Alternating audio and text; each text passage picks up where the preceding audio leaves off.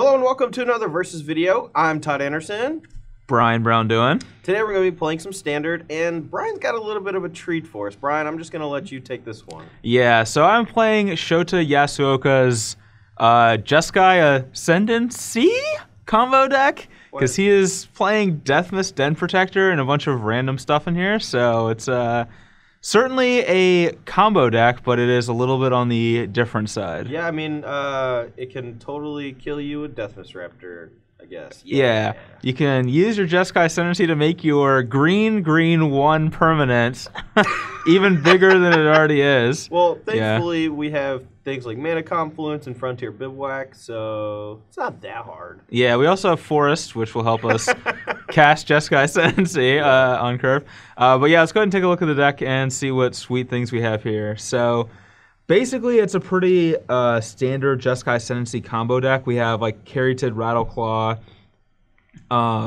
Communes, Tygam Steaming, Anticipate, Digs, etc. I refuse to call the card Tygam Scheming. I like to refer to it what it really is, just a steaming, piece of cardboard. Hold on, let me think of a really good Magic card. Tygam Scheming has more Pro Tour top 8s than, I don't know. I can't think of anything. Yeah, I don't know. Polluted Delta? No. It can't be true. There's no way that that's true. Some good Magic card. Yeah. Yeah.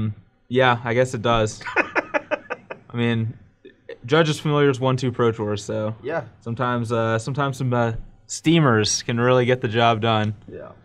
All right, so what's this combo? How does it actually work for those who haven't seen it? So if you're not familiar with the combo, the way it works is you cast something like a Tormod's Crypt or an Altar of the Brood, and then you use Retraction Helix on one of your creatures, and you can tap that creature, bounce Tormod's Crypt back to your hand, play it for free, your creature untaps, you get to loot, and then you get to bounce Tormod's Crypt again and do it over and over again. It doesn't cost you anything to do it, and it makes all your creatures arbitrarily large, and if you have an Altar of the Brood in play, your opponent mills their entire deck as well. Sure, so it seems like if you have a Retraction Helix, a Jeskai Ascendancy, a Tormod's Crypt, and a creature, you also get to loot infinite times to actually find the Altar of the Brood, so you can actually kill them that turn. Yes, and also with the combo as well, if you have 2 creatures out, you can actually loop the altar itself. If you have 2 mana creatures, you can use one to tap for a mana and the other to bounce the altar, and you can do that. You don't get to mill them when you play the altar, but you do get to loot through your deck until you find a Tormod's Crypt as well, which is another thing you can do. And it says whenever another permanent.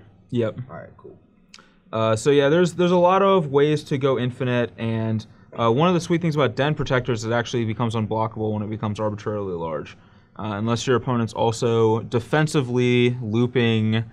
Is there some? They have a Leyline of Anticipation in Ornithopter, and then something Tormod's Crypt, and they're defensively looping it. Sure. To get a giant blocker, but yeah. But yeah, that is basically how the combo works. But the deck can also win with just Deathmist and Den Protectors as well. Mm-hmm. And Den Protector lets you rebuy like any of your combo pieces that you lose. So let's say you cast Ascendancy and it gets countered. You play another one and it gets countered. You can flip a Den Protector to return it and start that way. Yeah. Go ahead, sorry. And I was also going to say that we just also have 4 Dig Through Times, which work well with Commune and Tygam Steaming. So. Yeah. Yeah, Den Protector does seem pretty sweet in this deck, simply because you can play something early like Commune with the Gods and like take a Jeskai Ascendancy, and then you can also play Den Protector, flip it up, and then get like a Rattleclaw Mystic or Sylvan Caryatid if you also milled over one of those things. I feel like, against like removal heavy decks, they're going to be killing like your Rattleclaw Mystic, so having a chance to bring those back is also pretty good.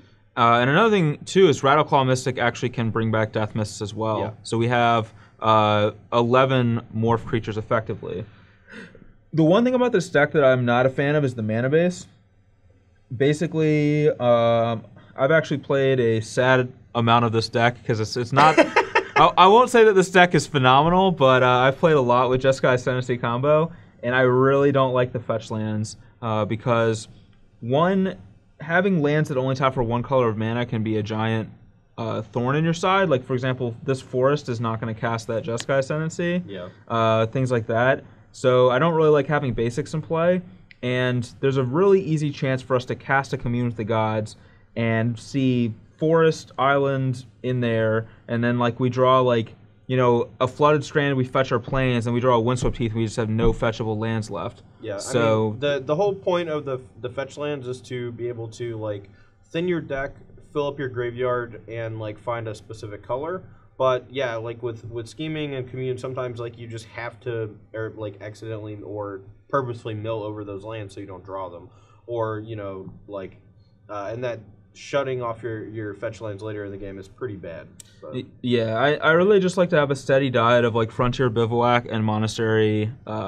Mystic Monastery, yeah, that really helps you. You have a lot of come and play tap lands when you play that, but you have much better mana, and you don't have to dance through these hoops with these fetch lands. Yep. All right, guys. Well, that's going to be the main deck for the Jeskai Ascendancy combo deck. Let's go ahead and take a look at the sideboard. All right, we are back with this beautiful sideboard. It does look actually pretty sweet. It does, actually. That was not meant sarcastically. It is a beautiful sideboard. It is fairly lathered on with you most of the time, yes. So it's hard for me to distinguish. Yeah, I like to lather on, lather off, but yeah, this sideboard actually does look kind of sweet. We have Irrational Clerics for the red decks, some Valorous Stances for things like Horse or Rhino decks, but they kind of do double duty in those decks, protecting our guys, killing theirs. Mm-hmm. Seismic Rupture, another one to go with Irrational Cleric against super aggressive strategies. Mm-hmm. Sweet thing about Rupture, doesn't kill Death Mist Raptor or Sylvan Caryatid. So. Yeah, it seems great. I think older versions played like Anger of the Gods or something, and that was kind of awkward because your Caryatid sometimes died. Yeah, when I played it in the Pro Tour, I played Circle of Flame. Whee! Yep. That's probably fine. Yeah, it was okay. And then Sarkhan Unbroken, which I really like as a sweet way to combat some control decks. If you draw the Sarkhan, you can start making some dragons, which they may not be well equipped to deal with. Yeah. Likewise, Prognostic Sphinx can do the same kind of thing. Yeah, I mean, you just have this alternate game plan against these control decks where you can actually board out a lot of your steamings. Yep. And bring in like Dim Protector, Sarkhan, Strash Dancer, and Prognostic Sphinx, and even the Negate. And then just have this like beatdown plan, which is kind of cool. I would like to see a second copy of Sarkhan in the sideboard because, well, for those of you who were watching the Open in Dallas, I guess it's a week and a half ago now, Sarkhan beat the crap out of me. It was gross. Yeah. And the card's a lot better than I initially gave it credit for. I thought it was good, but it didn't really have a home. Yeah. But if it finds a home, it's gonna be a powerhouse. Yeah, the card on power level is you know, astronomically high. It's just that Teamer is just not really a good combination right now. So maybe after rotation, we'll see Sarkhan. I feel like we say that all the time. We do say that all the time. Like, this card is cool. It'll be good later. Yeah, I mean, I guess some of them never are, but maybe Sarkhan will break out of that mold. All right, so yeah, I guess Swan Song, Dim Protector, these same thing. Yeah. More stuff against anti-control. Yeah, more for grindy matchups. Like even like Abzan, I'd probably bring in those, like just to counter their utter ends or whatever. Sure. But yeah, that's the sideboard for this sweet deck. I almost said sweet deck, but then I just said it right now anyway, so he'll have to edit that out. But yeah, that is the sideboard for this deck. Let's go ahead and jump into the battles. All right. Love you too, BBD.